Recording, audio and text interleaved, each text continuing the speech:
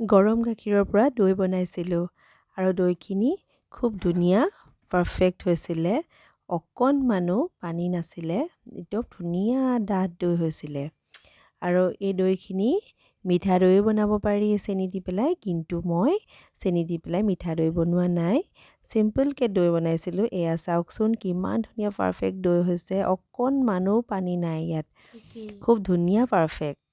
তাকে ভাবিলোঁ দৈখিনি পাৰফেক্ট হৈছে যেতিয়া ভিডিঅ'টো শ্বেয়াৰ কৰি দিওঁ, আৰু যিসকলে দৈ বনাবলৈ শিকোঁ বুলি ভাবিছে তেওঁলোকে ধুনীয়াকৈ ভিডিঅ'টো চাই ষ্টেপ বাই ষ্টেপ ইউজ কৰি পেলাই ভালদৰে দৈ বনাব পাৰিব আৰু অতি সহজে বনাব পাৰিব। আৰু এই দৈ কোনোবা কুল এলাৰ্জি থকা ল'ৰা ছোৱালী বা এজমেটিক প্ৰব্লেম থকা ল'ৰা ছোৱালীৰ কাৰণে একদম ভাল হয়, কাৰণ ডক্তৰে তেওঁলোকক গৰম গাখীৰৰ পৰা বনোৱা দৈটোৱেই খাবৰ কাৰণে কয়, কাৰণ ঠাণ্ডা দৈটো খালে ঠাণ্ডা হয় যিহেতু, সেইটো কাৰণে এইটো দৈ খালে একো প্ৰব্লেম নহয় বুলি কয় ডক্তৰে। এই দৈটো কুল এলাৰ্জি বা এজমেটিক থকা ল'ৰা ছোৱালীয়ে খাব পাৰে। প্ৰথমতে মই গাখীৰখিনি খুব ধুনীয়াকৈ বইল কৰি লৈছোঁ, ডাঠকৈ বইল কৰি লৈছোঁ। আৰু এয়া চাওকচোন, তাতে অকণমান সৰু উঠি আছে গাখীৰখিনি, আৰু গৰম কৰি পেলাই বাতিটোত থৈ দিছিলোঁ যাতে অকণমান ঠাণ্ডা হৈ যায়। উতলা গাখীৰখিনি ল'ব নালাগে বাৰু। আৰু এই যে চুই চাইছোঁ নহয়, চুই চাওঁতে অলপ অলপ গৰম হৈ থাকিব লাগে, মানে খুব বেছি গৰম হৈ থাকিব নালাগে। আৰু উতলা যিটো গৰম সেইটো নহয়, মাত্ৰ অলপ গৰম হৈ থাকিব লাগে, কিন্তু একদম কুহুমীয়াও নহয়, তাতকৈ অলপ গৰমটো থাকিব লাগে গাখীৰৰ। আৰু ইয়াতে মই দিম এতিয়া কেঁচা গাখীৰৰ পৰা বনাই থোৱা যি দৈ, সেয়া দৈ।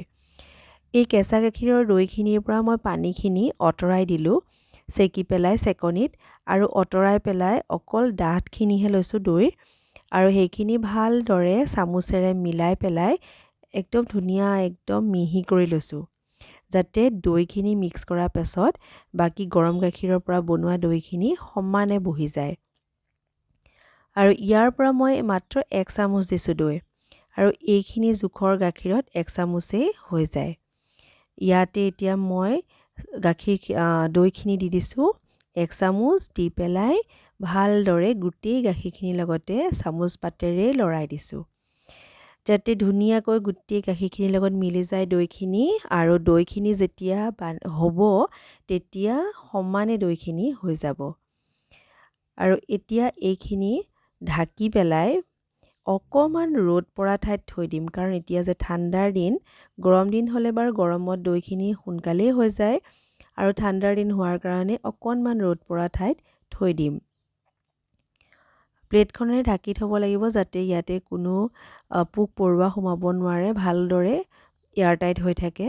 তাৰ পাছতে এতিয়া এইখিনি অকণমান ৰ'দ পৰা ঠাইত থৈ দিছোঁ, আৰু এয়া মই আগদিনাই থৈ দিছিলোঁ। ৰাতিপুৱা 8টামান বজাতে মই দৈখিনি পাতি থৈছিলোঁ, আৰু তাৰ পাছত পাছদিনা এয়া 8টা বজাত, মানে আগদিনা 8টাত পাতিছোঁ আৰু পাছদিনা 8টাত এয়া ঢাকোনখন খুলি চাইছোঁ, আৰু চাওকচোন ইমান ধুনীয়া দৈ হৈছে।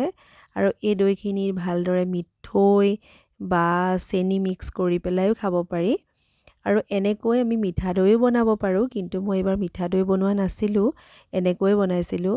এনেকৈ বিহু বা যিকোনো কাৰণতে আমি দৈ বনাব পাৰোঁ ঘৰতে, অতি সহজতে বনাব পাৰোঁ। আৰু দৈ খোৱা এনেও ভাল, আমাৰ স্বাস্থ্যৰ কাৰণেও ভাল, ৰেগুলাৰ দৈ খাবও লাগে। আৰু এয়া ভিডিঅ'টো দিলোঁ, আপোনালোকে ট্ৰাই কৰিব।